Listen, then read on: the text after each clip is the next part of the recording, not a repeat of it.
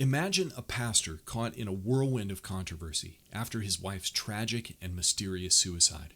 Today, we delve into the unsettling circumstances surrounding John Paul Miller, questioning not only his role in this heartbreaking event, but also his qualifications as a leader going back over 20 years.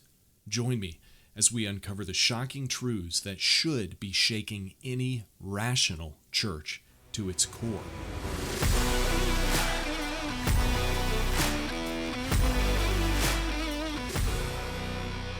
Welcome to Spare No Arrows, where we share uncompromised Christian content about current events like these and other theological issues. Pastor John Paul Miller's church website has been removed from the internet, but through internet archives, we read this. Pastor John Paul Miller spent his teenage years playing the piano in churches as well as nightclubs. He thought church was for fake people who were one way in public and another way behind closed doors. One day in his mid-20s, he gave his life to Jesus Christ. In 2006, John Paul stepped out in faith and started his first church, Solid Rock Ministries. His first sermon was 6 minutes long because he only knew one scripture. His first congregation was his family, a few friends, and several former drug-related acquaintances. Pastor John Paul, PJP, has been involved in the music department of churches all across the Grand Strand area before starting his new church, Solid Rock at Market Common, where he has pastored since 2016. PJP and his wife Mica have a heart to love God and love people. The welcoming, real, and approachable attitude is what has won hearts of everyone who attends Solid Rock at Market Common. So, John Paul Miller is 44 years old currently, meaning he was born around 1980. You'll see why this is important later. His bio on the website said that he came to Christ in his mid-20s, so that puts him right around the mid-2000s at the time of his supposed conversion. Let's assume that he was 25, which would have been around 2005 for when he was converted to Christianity. In 2006, the very next year, John Paul Miller started Solid Rock Ministries in Myrtle Beach, California as the head pastor. After that, things went well, the church grew, and it grew tremendously. Today, the church is supposedly worth millions of dollars, and they just announced that they're about to undergo a multi-million-dollar construction project. In this tweet, it says, Solid Rock is moving forward with our new building project. We are excited to see all members at our meeting, May 19th at 5 p.m. Despite some controversy that is happening that we are just about to get into. Skip forward to 2012. John Paul Miller officiated his best friend Jeremy Diaz's wedding with a woman named Mica Francis. A year later, in April 13, 2013, John Paul Miller is found guilty of aggravated assault with a deadly weapon and knowingly causing property damage in excess of $300. In 2015, Mica and John Paul Miller were caught having an affair with each other. This was, again, his best friend's wife, Mica.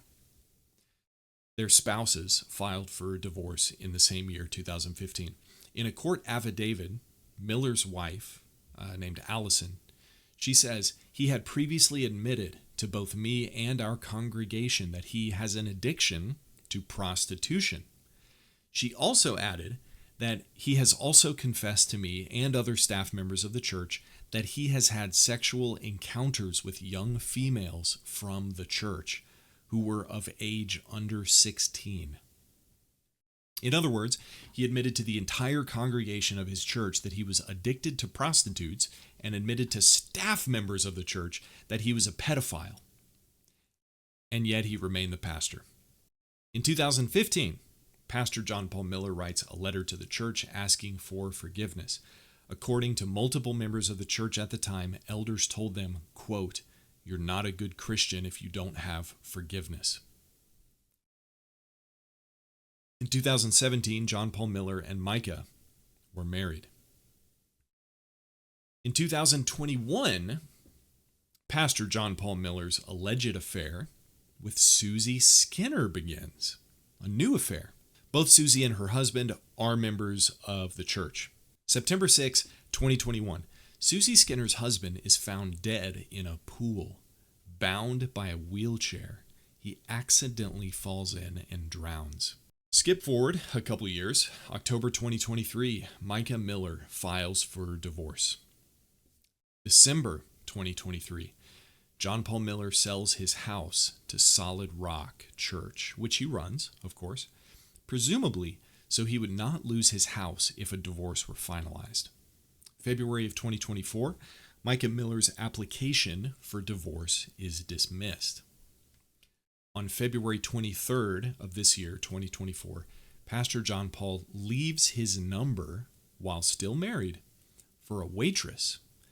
An adult conversation through text happens, and John is seen begging for explicit photos from the woman. Now, there was an interview with her. She said that initially she didn't know that he was married, and once she kind of got some indication of that, she stopped talking to him. During these few months, and perhaps earlier, John Paul Miller preaches multiple sermons where he talks openly about private matters that would shame Mica, his wife.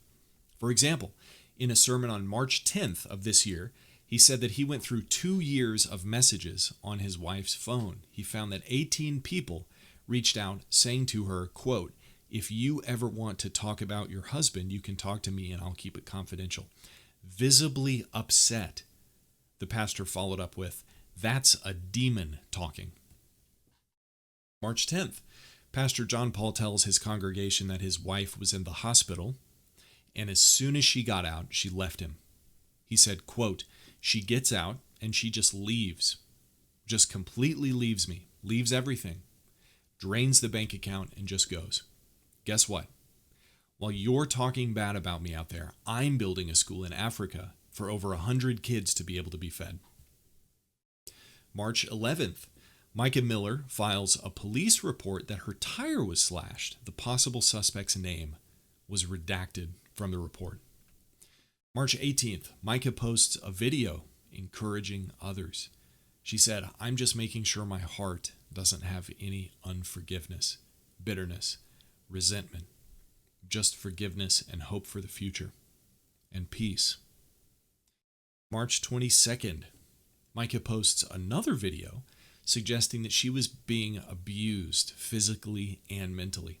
She also says, quote, "God hates divorce, but how does God feel about abuse?" She also suggests that her husband forced her to take illegal drugs. April 16th, Mica files for spousal support, which is like alimony. They were separated at the time, obviously, but they were not officially divorced, and so she filed for him to pay money to her. And then on April 23rd, a hearing notice was sent out for Mica's request. A court date for June 5th was set. Just 4 days later, on April 27th, Mica Miller purchases a gun. She goes to a state park by a creek and makes a call to 911 saying that she's going to kill herself. That same day, police find her body and allegedly 2 empty shell casings. The creek where her body was found, also allegedly, is right next to the property that is owned by John Paul Miller's lawyer. Police confirm that John Paul Miller was nowhere near the scene at the time of his wife's death, but instead he was with someone that he was allegedly romantically involved with. The very next day, John Paul Miller showed up to church, preached a completely normal sermon, cracked jokes even, and closed with this. We're not going to do an altar call today. Instead, I'm going to have you stand up, and I'm going to make an announcement. And after the announcement, I'm going to ask that you leave church quietly and don't talk about the announcement here in the building, please, if you can. So y'all can stand to your feet. Before I make the announcement, I also want to say that my request to you is that you will continue to come to church and serve and give for the next, little bit, because I don't want to I'm taking a little bit of a break, and I don't want to have to worry about the church. My break may be a few days, a few weeks, I don't know. I got a call late last night. My wife has passed away. And yeah, it was self-induced, and it was up in North Carolina.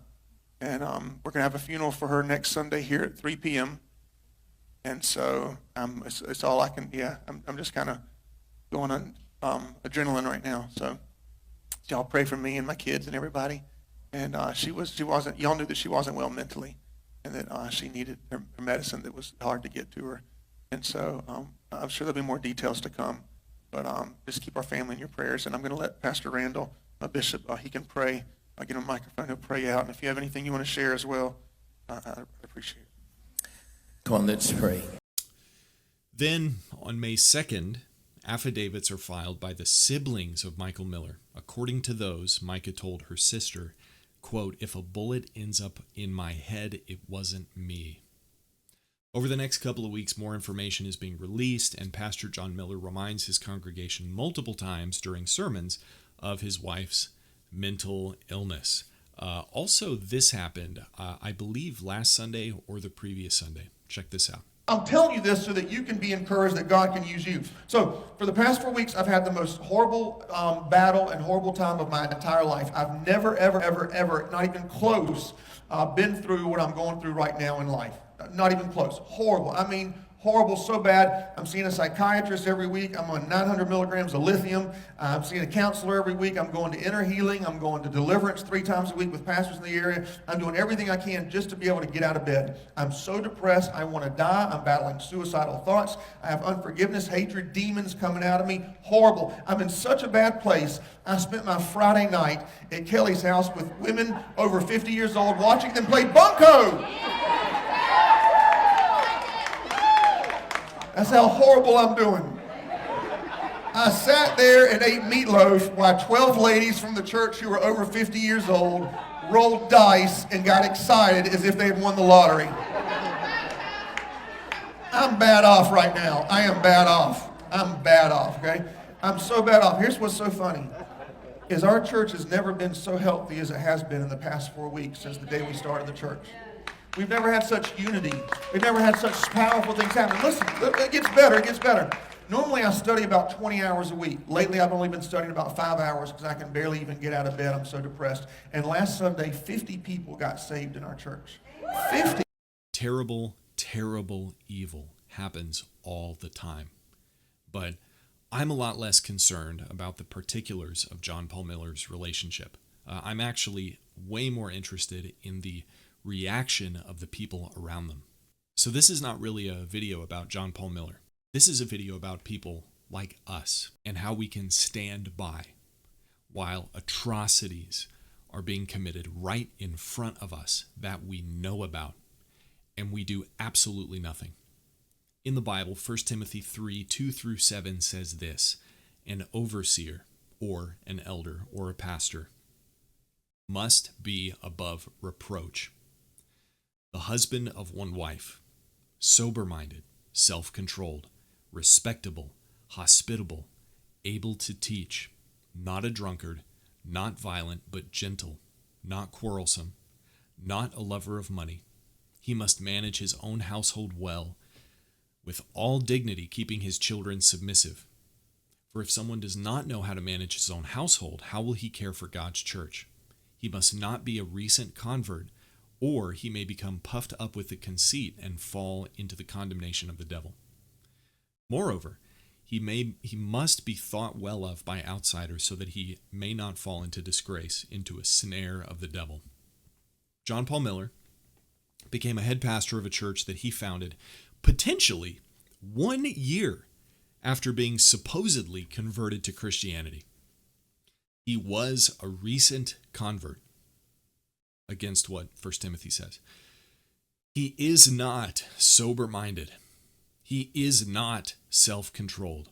He is not respectable. He is a drunkard, at least in regards to drugs. He is a lover of money.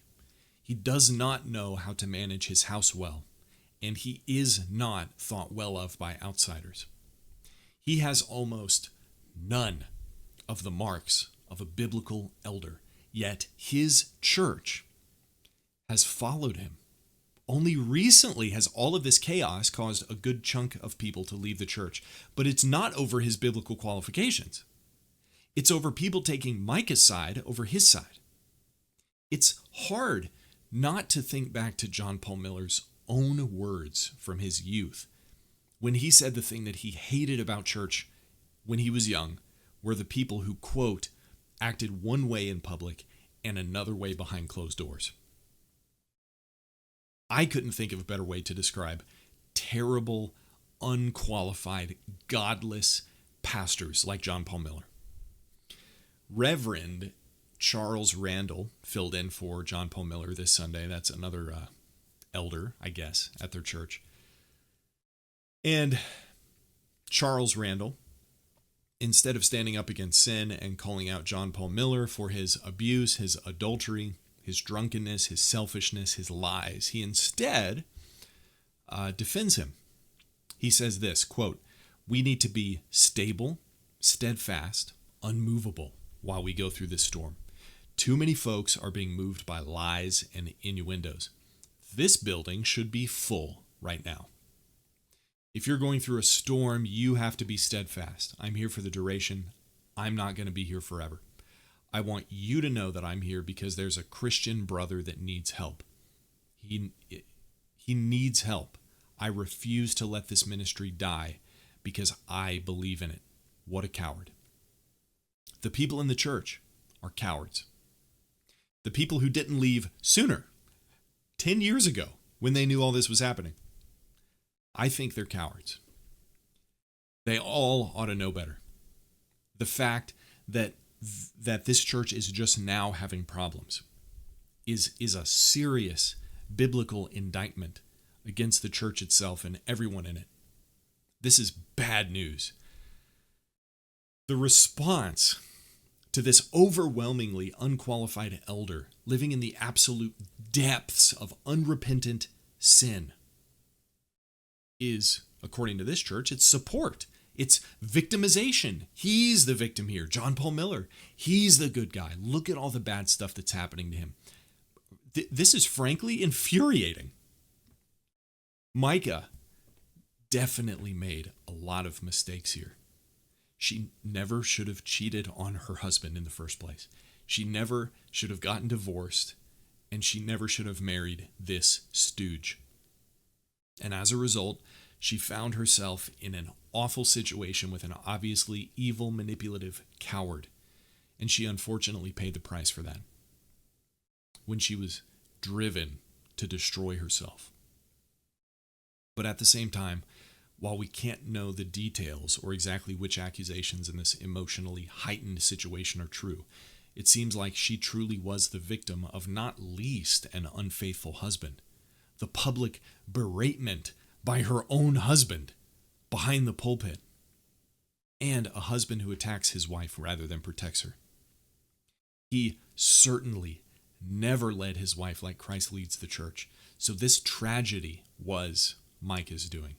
But it was also very much John Paul Miller's doing. As we reflect on the unsettling circumstances surrounding the death of Mica Miller, it becomes clear that swift action should have been taken to address John Paul Miller's lack of qualification and fitness for his role, not this year, not last year, but over a decade ago. His deep sin should have been swiftly addressed and disciplined, if only they were surrounded by a faithful church and faithful elders who were willing to do this. Rather than ignore wickedness and protect it, they may have saved Mica's life. Let this serve as a sobering reminder of the importance of holding leaders and everyone else accountable and ensuring the well-being of all members in our churches. This case has blown up so much that the FBI has gotten involved in the investigation. I only scratched the surface of the iceberg that is the Mica Miller suicide, and I really don't recommend jumping down this chaotic rabbit hole, though there is much more to learn if you're interested. Depending on what happens, I may follow up with more details as well.